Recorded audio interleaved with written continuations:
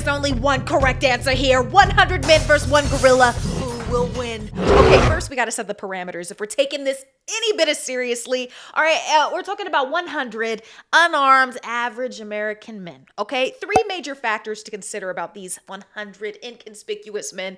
Numero uno, all right? We gotta take a fair sample size of randomly selected men from the USA, and I asked ChatGPT, so this is very accurate, very safe to trust, and very quotable, okay? This is what the age breakdown would most likely look like in the gorilla draft. 63 of those men would be 54 and under. 37 of them would be 55 and over, including at least 10 of the 75 and over crowd. Now, I know a lot of 70-year-olds and old man strength is a son of a, but it can only take you so far and the buck stops at gorilla.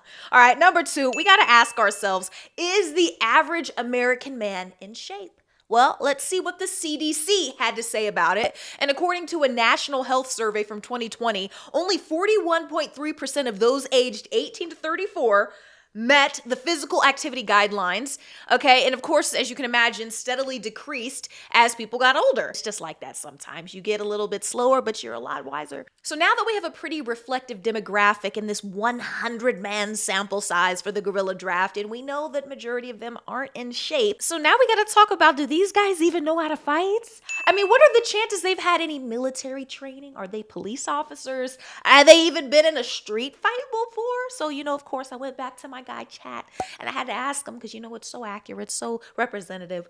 And Chat gave me this: 10 to 15 out of those are 100. And then an important side note here from Chat saying, hey, just a reminder that even most adult men, even if they're strong, even if they're athletic, are not trained for actual violence or fighting. And that, of course, reminded me of this post I did on Instagram a long time ago. There's this football player, and he was in a fight, and they took a close-up of his hand, and it was looking like this. And I said, bro, I was like, if you fight like this, you can't tell me anything about boxing. And so many people were going to war with me in the comments about how this is a proper stance and this is a proper way to hold your fist. And I'm like, bro, you're going to break your thumb.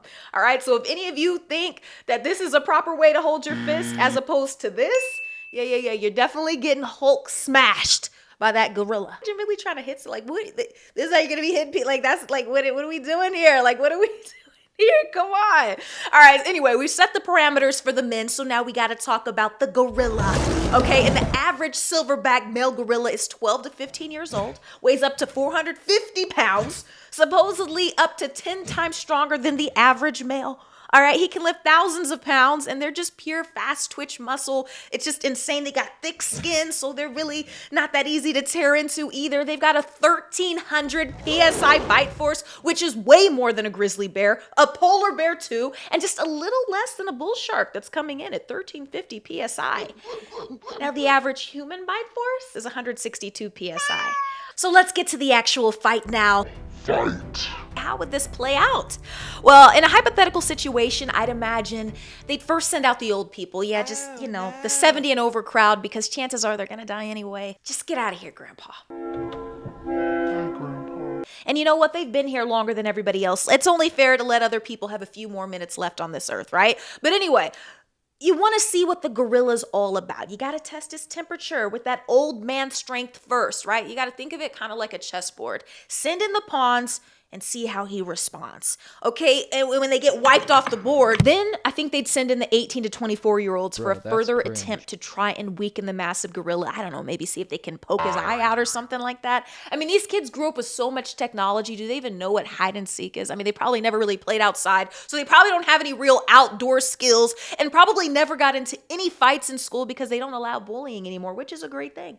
But when I was a kid, it was a lot different. All we did was fight. So the only edge this 18 to 24 crowd might have, now that I think about it, I mean, there's got to be somebody with some weird, obscure, discrete gorilla knowledge from doing random deep dives on YouTube, I mean, there's going to be somebody there who could possibly gain the gorilla's trust for like maybe a split second because they studied Harambe, and maybe, just maybe, nope, their neck got snapped in half. So at this point in the battle, 34 people have been turned into mush, and that's gonna rattle some of the young adults. And let's be honest, that fight or flight is gonna kick in, and don't forget about the anxiety.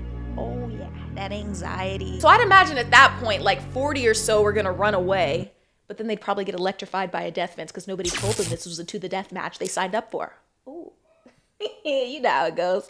So now we got 26 people left. And this is where things are going to have to get tactical. You're running out of people here at this point. And the only way anybody's going to stand a chance is if at least like 10 people sacrifice themselves. So a bigger, burlier man has a chance to gouge out the gorilla's eyes and, I don't know, kick him to death. I don't know. Rock elbow him to death. I don't know. The people decide to go for it though, okay? Because there's some real ones in this group, and they'd rather die trying than die by fence. So they go in for it, and they all die because they're fighting a gorilla. Well, there's only 16 people left, and at this point, full fear is kicked in. I mean, your stomach is down to your toes at this point, and but you know what? But ChatGPT did say that at least 10 to 15 people in that group, were combat trained. So most likely they were saved for last, so they could really get in and deep with that gorilla, right? And so So they're combat trained, and these guys, they'd probably go in and they'd all try to like choke the gorilla. Somebody's going to be gouging his eyes, all of this happening at once, and bite him. Do whatever you can to penetrate that really thick gorilla skin, and all of this feels like bee stings to the almighty gorilla. But one guy, he manages to get his human arms. One guy, he manages to get his arms around the thick neck of the gorilla and hold it, but the lactic acid builds up, and his arms turn to spaghetti, and it leaves him defenseless, and the gorilla eats his arms for good measure, despite being a vegetarian. And then at that point, everybody starts to run. But I mean, gorillas run about 20 to 25 miles per hour. So the gorilla catches them, of course, and starts ripping their limbs and their hair off to make wigs for later use, and viciously beats their bones to dust for good sport. I mean, but there was one guy, I mean, he was barely alive, but then he died upon seeing those visuals. It's just too much.